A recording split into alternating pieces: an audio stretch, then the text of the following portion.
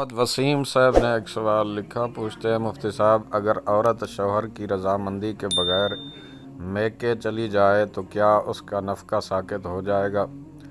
بسم اللہ الرحمن الرحیم۔ الجواب بعون الملک الوہاب، اللہم ہدایت الحق والصواب۔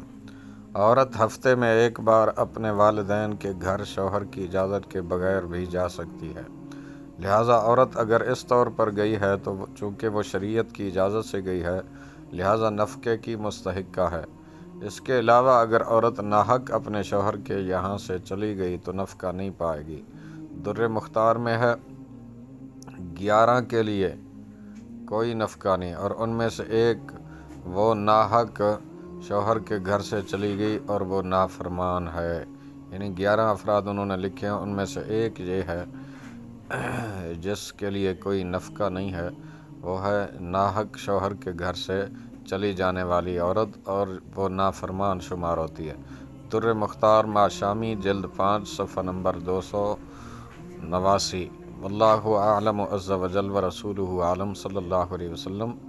آگے اسی در مختار میں ایک اور شک بھی ہے، لکھا کہ شوہر بیوی کو ہر جمعے والدین کے گھر جانے سے نہیں روک سکتا، صفحہ نمبر 328۔ واللہ اعلم عز وجل ورسولہ عالم صلی اللہ علیہ وسلم۔